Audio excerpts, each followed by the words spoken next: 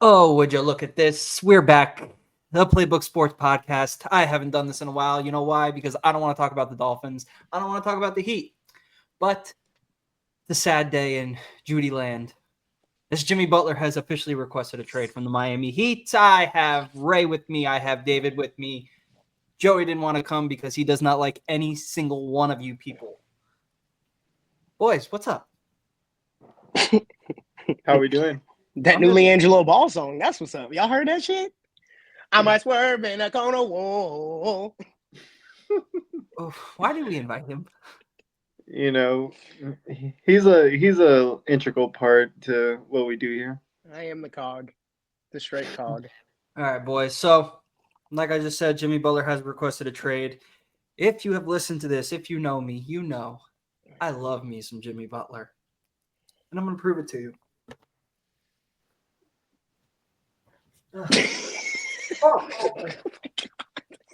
There's more. Oh, yeah. Another one? Oh, Oh, and another one? No, the gonna rest say- is just bare skin. I was going to say, take your shirt off. Show us the Jimmy mural on your chest. Stop. But Are you- I'm telling you right now, when he stays and he wins us a championship, I'm going to be happy. I mean, he'll probably stay for the rest of the season. It doesn't kind of make a whole lot of sense to, well, I mean, I personally would have traded him in the offseason. That's me. Because if they knew that this kind of nonsense was going to happen, yeah, sure, trade him in the offseason. But now at this point, you can kind of play hardball with his contract as the other teams involved in this situation and just kind of lowball everything to Pat and be like, yeah, whatever. Or you can wait until next offseason when he opts in, because that's what he's going to do. He's going to opt into his contract. And then next season, when you have him, Duncan, and Terry that are all expirings, then. But see, he said he was going to opt out. He said his plan was to opt out. Jimmy also said that he was never going to wear another jersey again. So somewhere in this, Jimmy is lying, brother. I don't know where it is, but somewhere Jimmy is lying. David. well, I will say this. I don't want him to go. I've been on record saying that multiple times. I will go down with that until he's out of here. Whether that's at the trade deadline, the end of the season, or even another whole season. like I don't care really too much about all of the drama that's ensuing. I think that obviously we know the situation that Jimmy wanted his money. Pat was reluctant to give him his money until he did so this and so that. So Jimmy was on a prove it thing with Pat, but obviously that doesn't fly with Jimmy because what he's done here, why Judy loves him so much, it's it's the reason why Jimmy believes that he should be able to have already been paid.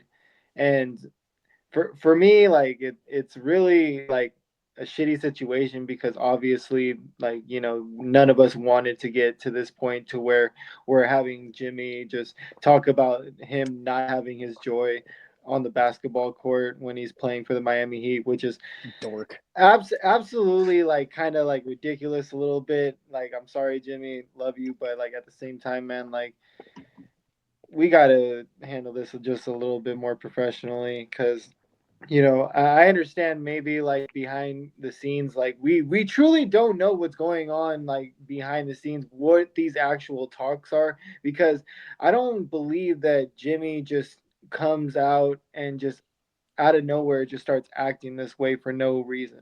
There's got to be more to it. Now, if there is, and we get the full story on it, said one friend of his in his camp, Turtle.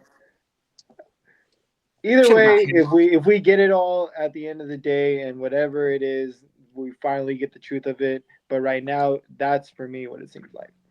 I think his feelings are hurt, man. I mean, truly, I think his feelings are hurt. If there's one thing that I think Yeah, Pat, you're right. Jimmy, shut the hell up. Be quiet. Don't come out after we just got put in a box by the Celtics and be like, "Oh, if I was there, we would have won." No, no, no, no. Shut up. Shut up. But same time, Pat, you didn't have to say that in front of the media. You didn't like. You also could have not been a dickhead throughout that entire in presser, and I think that like that's kind of stuck with Jimmy this whole time. And now, like, there's a part of me that sits and looks at this and goes, they can fix this.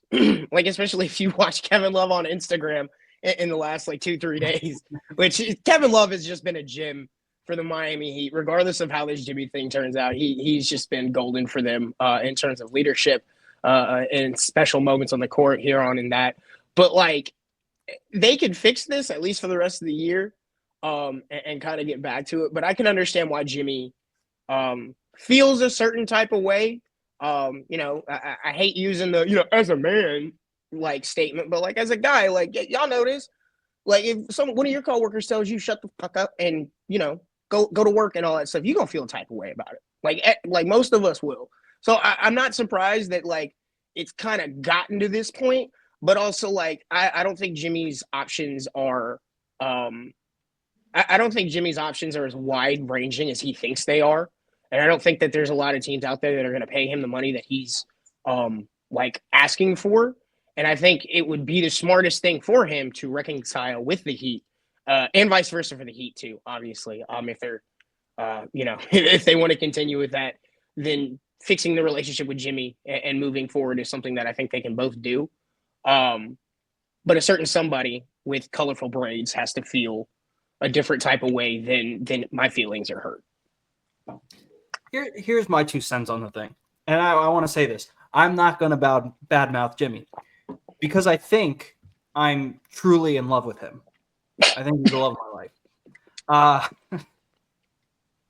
It's weird because, like David said, I think something did happen and we're not hearing it because how do you go from your first 2-3 years saying this is the only place I want to be? I can be me. I like the open criticism. I like this stuff. I like going back and forth.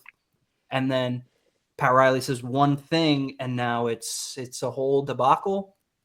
So I also think, and this is what I don't like. We go on Twitter, and you have Jimmy's side, and you have the front office side. Both of these fucking idiots are wrong. Jimmy's handling it like an asshole, which he usually does when stuff gets like this. The front office needs to realize, Pat Riley, this isn't the 80s and the 90s. You can't do the same shit. It doesn't work out like it used to. You can't do that stuff like you did to Zoe or Ewing or whoever the hell else he coached of all these great players. It's 2025. Players' feelings get hurt. Their wallets hurt. Money talks now. Everybody's requesting trades. If they don't get paid, they'll sit out. They'll make it ugly. Look at James Harden, Kyrie Irving, Kevin Durant. I hate LeBron James, but at least when he doesn't want to be somewhere, he plays out his contract and he leaves in free agency. You don't want that to happen. Why? You don't want because you don't want Jimmy to leave for nothing. Like, well, look what happened. Look what happened to us after Bron left. Because what was the first thing that we did? We drafted fucking Shabazz Napier, and then he left, and then that was like the start of the end. Then the blood clot thing with Bosh happened. Then Wade left. Look at what happened when he left Cleveland. They were a shithole for how many years? They drafted Kyrie. They drafted Anthony Bennett. Like, Bron didn't go back, that franchise would be screwed. He kind of did them a favor by not absolutely screwing them the second time he left because he set them up in a way. But you don't want Jimmy leaving for nothing. Like, that's why it's always been like if he did leave, like if he opted out and he left, the only way it benefits them is they get a buttload of cap space back, which we haven't had cap space, and I couldn't tell you how long. Yeah. So the other thing that's holding it back is they want money that's not going to go on past next year. That's hard because every team's thinking like that. They'll be like, all right, well, Jimmy Butler's money doesn't last past next year, so why would I give you something the same? If you're not going to keep Jimmy in the Heat organization, there is no reason why you don't trade him. Because at the end of the day, you have to get assets back for him. Yep. Now, if he signs again somehow, some way, and he just ends up retiring here and we can come to a nice agreement on a reasonable contract that's good for both parties, and it can help possibly, lure in another guy that's like looking to get paid, maybe like a higher end player, depending on who's available at the time. Like that also will help. Like if Jimmy's trying to stay here, win a championship, or if he doesn't want to play, if he wants to play anywhere but Miami, which is what the guy said, then at the end of the day, there's very limited moves for you right now at this point in time. My very, very wide pipe dream is somehow the Spurs just want Jimmy Butler and they do some weird, nonsensical shit to what they are building right now, add Jimmy and give us a buttload of picks back. And on top of it, maybe like a player or two, however you can make it work. But either way, when trading Jimmy, especially with the whole Suns thing, I can't stand that because we've been adamant on not wanting Bradley Beal. Like many different times, many numerous times, we've had the opportunity to get this Bradley Beal, and we haven't done it because we don't want him.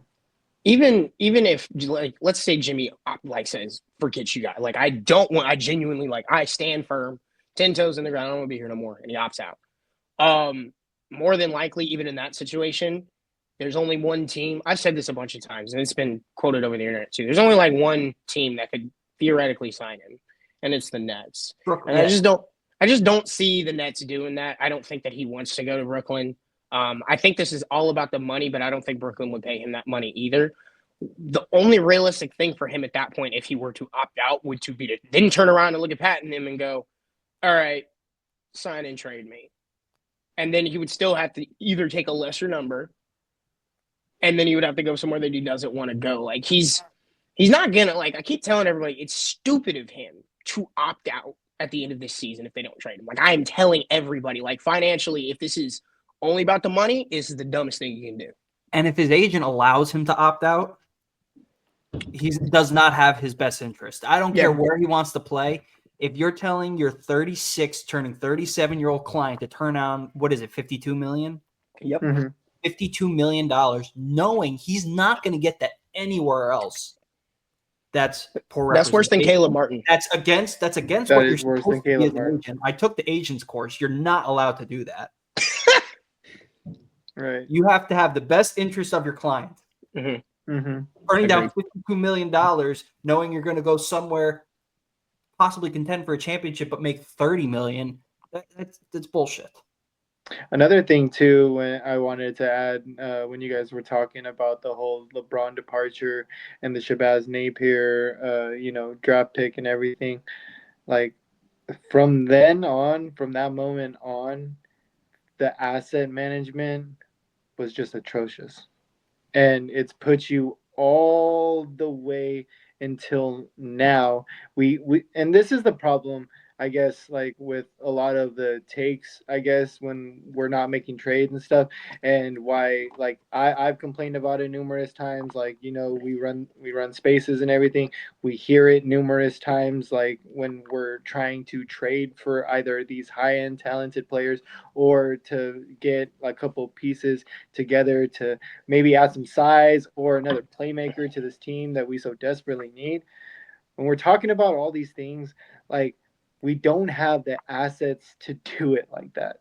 Mm-hmm. And that's been my issue, I guess, for the last, I want to say, couple months. Just like because obviously when you're looking at like all trade scenarios, like obviously we're talking about trying to land Fox like this year. Like he's like the guy that a lot of Heat fans just like really want to see come to Miami because we feel like I'm a Kentucky fan. I would love to see Fox here. But you're also a dork.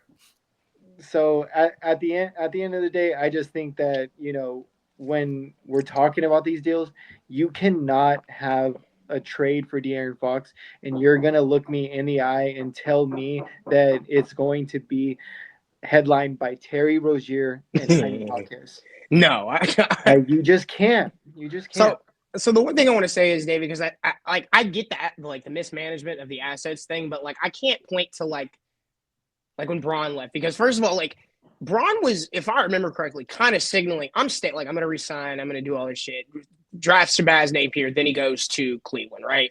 Okay, the first misstep, and I like you'll agree with me on this, is giving Hassan Whiteside the money first instead of Wade, because they should have paid Wade first. I don't give a damn. Like Wade should have been the highest paid player on his team at that point, bar none. I'm with you on that.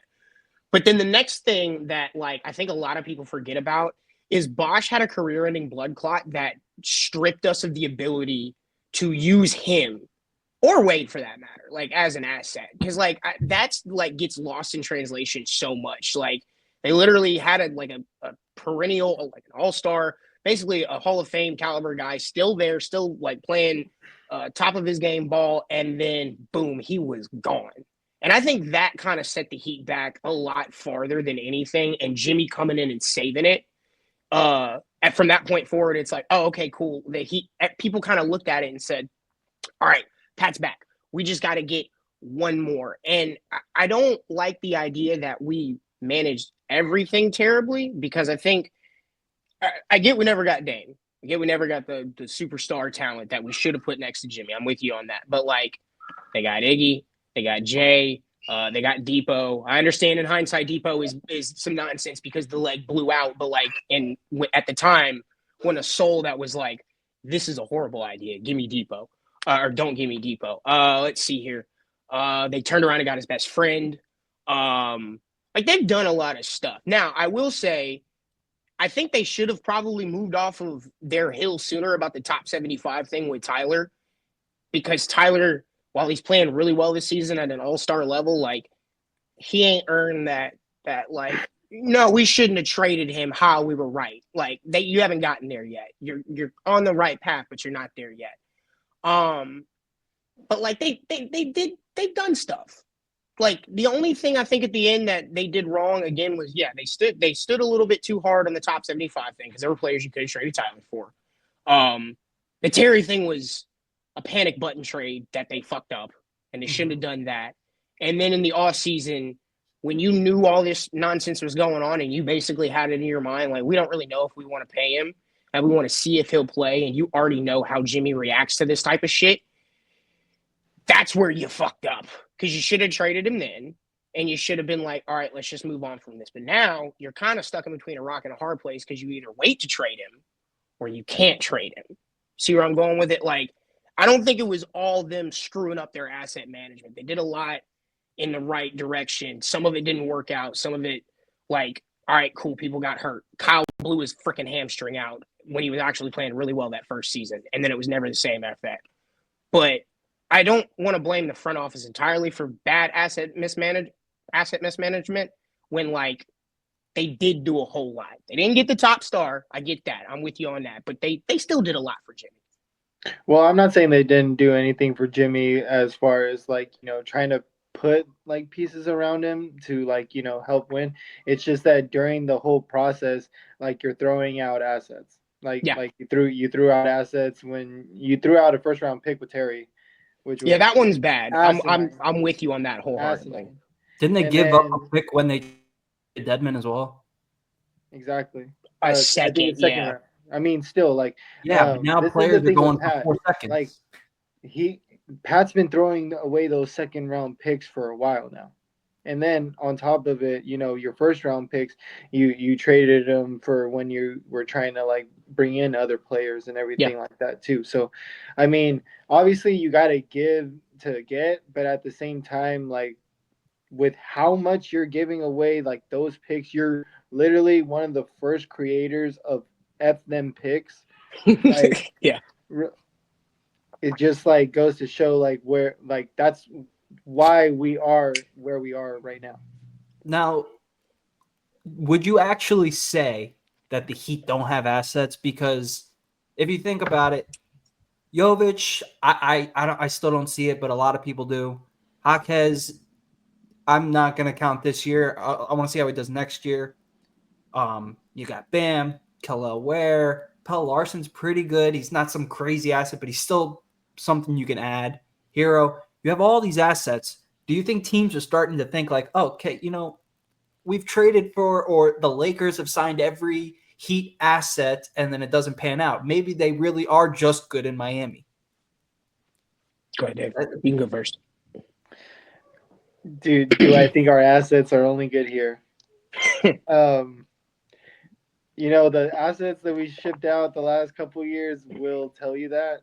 I would just say that I think a couple of guys don't really have a place here, and it's not me to say that they don't have a place here, because at the end of the day these guys got to make the decisions and ship these guys out at any point in time. But all around, I feel like Jaime right now, especially when Jimmy was playing, throughout the entire season, he's looked lost. He just does, he can't find any type of rhythm. That spin move that turned into an easy layup for him is not there anymore. He's actually stuttering way more than I've ever seen him do that. And because last year I was just so amazed how decisive he was when he wanted to do something. And still this year, he's done it to an extent, but it's just not resulted in anything positive offensively. That's because he's not improved on his shooting at all. I don't care how many videos Joey posted of him working on a shooting. It has not improved at all. Not a single % has it improved. So now you have a year in the league. Every other team has a season's worth of tape on you. They know you can't shoot. They know you want to go to the basket and do some crazy, ugly, unorthodox bullshit to get a wide open layup. They're not going to let it happen. That's why this pump fake doesn't work anymore. That's why the reverse pivot spin move doesn't work anymore. If he will improve his three-point shooting, his free throw shooting, his mid-range shooting, it's going to be a completely different story. And I'm telling just one more thing. I'm just going to tell you right now. You're trying to make Terry a headline for a trade pick, and for a trade. And I'm telling you right now, everybody has seen this step back for years. The scariest. They're tired of it too. I'm not trying to headline shit. I'm trying to lock him in a room with Selena Powell and say, "Go have fun. We got something to do here." I think the biggest problem with Jaime is, and I was on playback with, surprisingly enough, it was Tim Reynolds of all people, and he said, "I don't think that Jaime's role is so fluctuating that he just has no idea what he's supposed to do, but I think it's changing just enough that he doesn't know which way is up, if that makes any sense." They consistent, at the beginning of the year we played 5 out, then we went to some weird small ball thing, then finally they were like, fuck it, give Bam the ball and let Bam facilitate, park Jimmy in the corner, whatever, they have consistently changed what the offense does every 5 or 6 games. We had stretches where Josh played basketball, we had stretches where Kevin played basketball, we had stretches where Alec Burks played basketball, we had stretches where Pell Larson played basketball. And there's no set roles outside of a set 2-3 guys. You know what I'm saying? Bam obviously has his roles and intangible things that he does. Tyler's out there to obviously score the basketball and shoot and stretch the floor out. And Terry's up there to pound the ball into the court and make sure that the ground is level. And after that, everybody else is just kind of well, what do we do? You know what I'm saying? Duncan understands it because I'm out here taking these DHOs around the 3-point line. But then, you go down the line and it's it's a lot of ever-changing roles with these guys. And I kind of feel bad for them. And it stinks because the roster construction is not predicated for this offense to be ran at an efficient level, especially with no, a true point guard facilitator type of player to, really kind of smooth out the usage between Tyler, Bam, and Jimmy. That's the other thing too. We complain about, Bam does this or Tyler does this or Jimmy does this, and it's there's been no connector for these guys. It's been a 3-man show with 1-man segments. If that you get what I'm saying, 3 1-man segments, and then you go down to the bottom, and it's to your point, Jaime can't shoot the damn ball right now, and some of it for me, some of it's the yips, it almost looks because the form doesn't look terrible. When he gets set in that corner, I'm this should go in. doink, builds an orphanage. And then you just got other guys that I think their roles just aren't where they should be. I talk a lot about putting players in positions to succeed, and I don't think Spo's done a good job of that this year. I think Spo's also had a really down year, and that's kind of contributed to some of this, like some of the blanks on offense that you've seen from the Heat and some of the younger guys too. I will say there's two players that Jimmy leaving is going to benefit the most.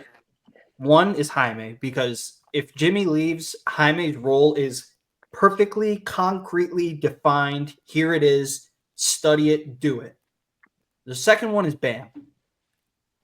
And that's just because I think if Jimmy leaves, the rest of the season for Bam is going to be terrible.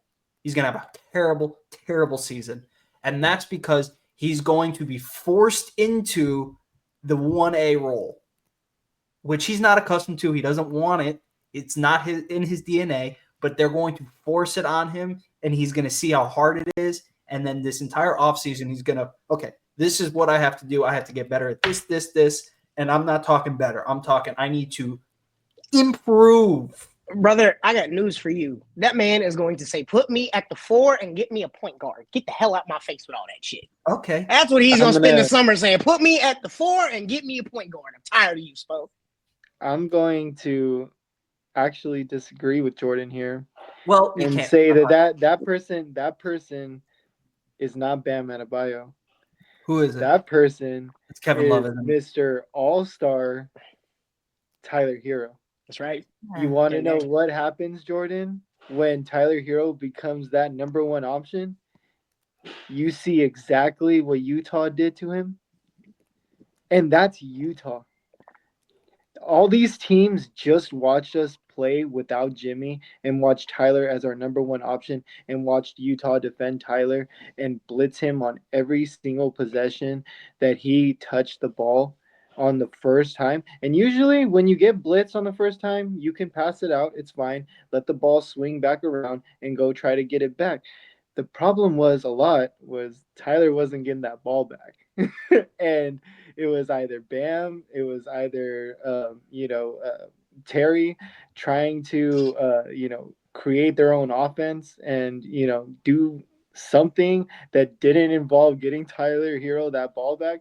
But there's ways to stop Tyler, and at this point in time, without Jimmy, you need Tyler to be that all-star. But if they're going to be blitzing him like that on a night in, night out basis, if they're smart, then we're going to be having some conversations about Tyler very, very soon. See, now, that don't make... Hold on, Ray. Now, go ahead. Let me tell you this real quick, and then I'll let Ray go. I agree with you, but it's not like we haven't seen this. We act like in the 5 years Tyler Hero's been here, Jimmy Butler's played all 80 games. He plays 40 games a year. We know what Tyler does without him. Mm-hmm. So it's not going to be any adjustment. He'd be like, okay, I'm just going to go do what I've done for 3/4 of the season anyway. Yeah, that was going to be my point too. Is like we've seen a bunch of this season without Jimmy, and like teams have blitzed Tyler too. I will say this much because I do agree with you. If you're smart logically, you just blitz Tyler and then make the rest of the team beat you. Like, okay, because look, there's a lot of stars in the NBA that if you double team them, well, it's going to be hard for them. But I'll say this much too, and I think y'all agree with me on this. This team struggles against size and length, right? Did y'all not see the damn lineup that the Jazz put out at one point where they had basically like 2 7-footers, a 6'9" guy, and a 6'8" guy out there? And I'm like, oh. I love how they say the starting lineup is going to be a surprise. Oh, surprise! It's Jovic again. Spo's surprise is like surprise! I pissed you guys off again.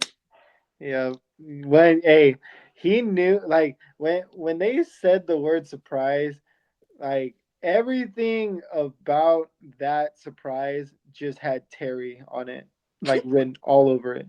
And when I saw Terry in that starting lineup, it just I want to just say this. Spoke for so many years. I have to defend Duncan Robinson because I believe I don't care what you guys say about the contract. You guys can talk about the contract all you want. expiring, whatever the hell. Next You year. talk about that all you want. Duncan Robinson plays best with Bam. Ray said it in the beginning of the season when these starting lineups were out. We've seen it the past multiple seasons. The way that Duncan Robinson has played best is when him and Bam are on the floor. I don't care what they say about these DHOs. They want to go after Duncan Robinson's turnovers like this year when he's driving to the rim because obviously, not everybody on this Miami Heat team is having a good job at attacking the rim this year, minus Tyler. He's doing a lot better this season. But overall, Duncan Robinson has to be in the starting lineup with Tyler. It takes the weight off of Tyler because you have to focus on another shooter. And also, too, with the way he can actually drive to the rim and work with Bam, it's fucking no brainer. It shouldn't be rocket science. And you see what Terry does out there with Bam. Close to nothing other than How take the occasional screen from him. That how is it. far do y'all think that Terry's gotten to the other side of the world by this point when he dribbles inside of the Kaseya Center? Because at this point, I'm convinced every dribble is an inch. He's got like a tunnel, and every time he dribbles, the force and the That boy's impact been goes. Israel back already. You right? Yeah, he might. No wonder the Earth's been acting crazy. Where lately the gravity's off. He punched through it. And All Duncan doesn't even have to be like I'm not saying that Duncan's not tradable. Like if they traded Duncan, I would not be mad about it because I understand you gotta get either off that contract or you just have you'd have to trade him and put him in if you're going all out and trying to get a grade A player. So I would understand that, but at the same time a lot of throughout your entire tenure in this Jimmy era, there's been one integral piece when it comes to us having anywhere near a remotely updated offense, and that involves Duncan Robinson in it. That's all I'm saying. Yep. I think Duncan has improved every year. So even the times where his shot's not falling, he still improves because I think his defense has improved. I think he's extremely underrated in the passing lanes. He's night and day the best passer on the team. He's the only one that can get Bam a lob without killing Bam. And he attracts so much attention. I hate the contract talk because when he signed it 4 years ago, yeah, okay, it was a lot of money. It's not a lot of money anymore. Same thing with Tyler. When Tyler signed, we're like, oh my God, it's not a lot of money anymore. Now these are bargain contracts. The Heat look ahead to the market value of what the contracts are going to be like in 2-3 years when they sign these dudes. It's not like they're just like, hey, we're going to toss you an exuberant amount of money, not knowing what the hell is going to happen. Andy Ellisberg is there, guys. Come on, y'all. Not y'all, but them. Yeah, not us, David. Them. Well, David, he doesn't know shit about contracts, actually. He just be talking. All right, let's end it on this note. Hey, you can't hate on that. Ray, is this the end of the Jimmy Butler era? After this 7 games? No, probably not. I think at this point they've kind of made it clear. They had an extended interest, whatever, an actual interest to want to get rid of him during the 7-game suspension. And now it's kind of coming out that teams are lowballing him or lowballing Pat. So, and then it turns around and the Heat expect that if they aren't traded, they haven't traded him after 7 games, he'll come back. And it's all right, well, if that's the case, I'll see you. We'll revisit this in the offseason. I don't think this is the end, but I do think that the sun is finally setting on this. This is the beginning of the end right here. David, is this the end of the Jimmy Butler era? No.